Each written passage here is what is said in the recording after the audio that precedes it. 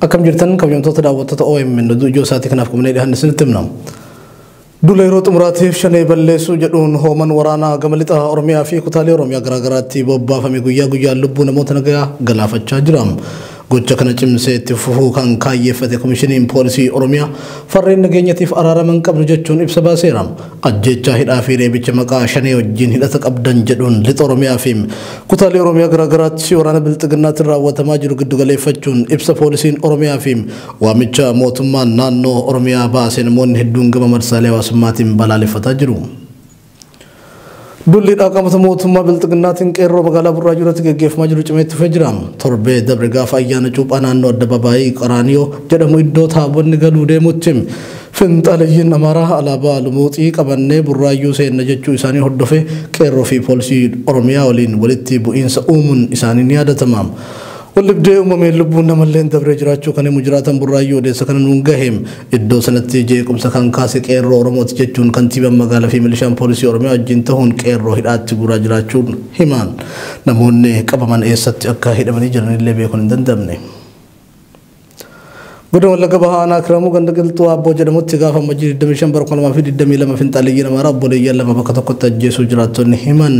Obboleeyyan lamaan ajjeefaman kun osoo isaan xaafii haamaa jiranii tasaabnoonni finxaaleeyyii Amaaraa duubanitti dhufuun rasaasatti roobsuun akka ajjeesanidha odeeffannoon jiraattota irraa Oromiyaa miidiyaa neetwoorkii dhaqqabe kan mul'isu. Obboleeyyan lamaan ajjeefaman Magarsaa Olaanii fi Nagaash Olaanii jedhamu.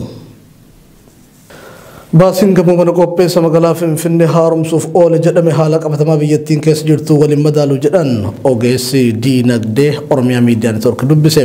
Ogeessi diinagdee obbo Ayyalaa Galaan yaada Oromiyaa miidiyaa neetwoorkiif kennaniin gamoon mana qopheessa magaalaa Finfinnee birrii biiliyoona 2 fi miiliyoona 200 haaromfamuunsaa haala qabatamaa diinagdee Itoophiyaa irra jiruu fi biyyi irra jirtu waliin hin deemu jedhan.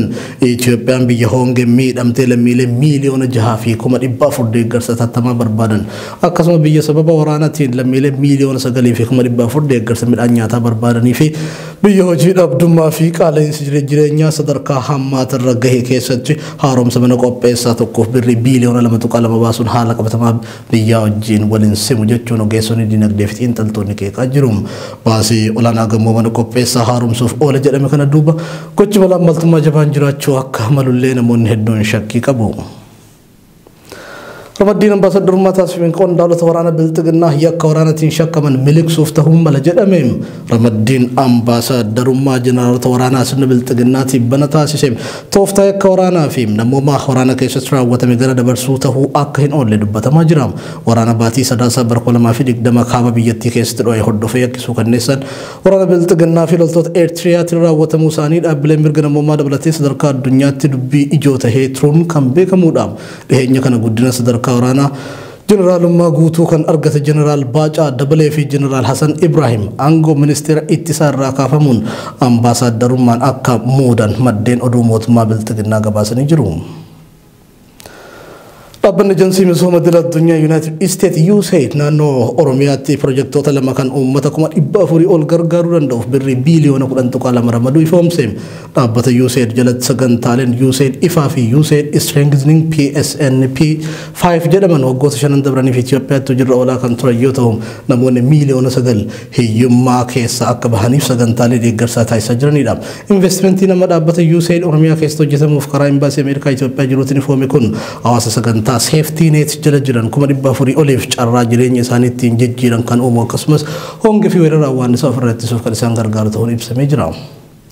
Ijoon keenya kana fakkaataa gaafa bal'ina oduu keenya idilee keessaa argattu nagaan tura.